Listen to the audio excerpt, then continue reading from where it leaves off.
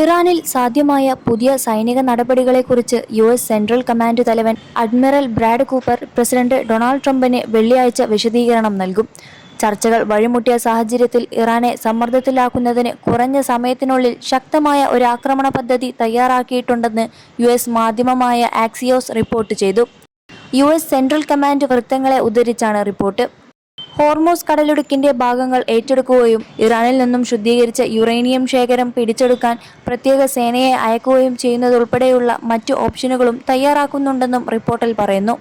Central command മേധാവി വിശദീകരണം നൽകുന്നതിന് പിന്നിൽ ട്രംപ് യുദ്ധ നടപടികൾ പുനരാരംഭിക്കുന്നതിനെ ഗൗരവമായി പരിഗണിക്കുന്നതിനുള്ള സാധ്യതയാണെന്നും റിപ്പോർട്ട് ചൂണ്ടിക്കാട്ടുന്നു.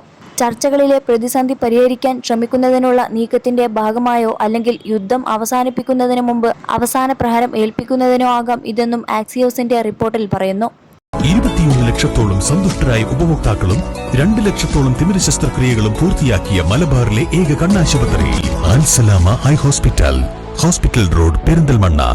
ട്രംപിന് മുന്നിൽ അവതരിപ്പിക്കാനായി പ്രതീക്ഷിക്കുന്ന മറ്റൊരു പദ്ധതി ഹോർമൂസ് കടലിടുക്കിന്റെ ഒരു ഭാഗം പിടിച്ചെടുത്ത് വാണിജ്യ കപ്പൽ ഗതാഗതത്തിനായി വീണ്ടും തുറക്കുക എന്നതിലാണ് ശ്രദ്ധ കേന്ദ്രീകരിക്കുന്നത്. അത്തരമൊരു നീക്കത്തിൽ കരസേനയെയും ഉൾപ്പെടുത്തണമെന്നും റിപ്പോർട്ടിൽ ചൂണ്ടിക്കാട്ടുന്നു. അതേസമയം നിലവിലെ നാവിക ഉപരോധം തുടരാൻ തന്നെയാണ് ട്രംപിന്റെ തീരുമാനമെന്നും അറിയുന്നു. ഇത് ഇറാനെ കൂടുതൽ സമ്മർദ്ദത്തിലാക്കുന്നുണ്ടെന്നാണ് യു.എസ്. വിലയിരുത്തുന്നത്. ഇറാൻ ചർച്ചയ്ക്ക് വഴങ്ങുന്നില്ലെങ്കിൽ സൈനിക നടപടി പരിഗണിക്കുമെന്നും യു.എസ്. വൃത്തങ്ങൾ പറയുന്നു. ഉപരോധത്തിന് പ്രതികാരമായി ഇറാൻ തങ്ങളുടെ സേനയ്ക്കെതിരെ സൈനിക നടപടി സ്വീകരിക്കാനുള്ള സാധ്യതയും യു.എസ്. മുന്നിൽ കാണുന്നുണ്ട്. നാവിക ഉപരോധം പിൻവലിക്കുകയും ഹോർമൂസ് തുറക്കുകയും ചെയ്യുന്നതിലൂടെ യുദ്ധം അവസാനിപ്പിക്കാമെന്ന് ഇറാൻ നേരത്തെ നിർദ്ദേശിച്ചിരുന്നു. ആണവ വിഷയങ്ങൾ പിന്നീട് ചർച്ച ചെയ്യാമെന്നായിരുന്നു ഇറാന്റെ നിർദ്ദേശം. എന്നാൽ യു.എസും പ്രസിഡന്റ് ഡൊണാൾഡ് ട്രംപും ഇത് തള്ളിയതായാണ് വിവരം.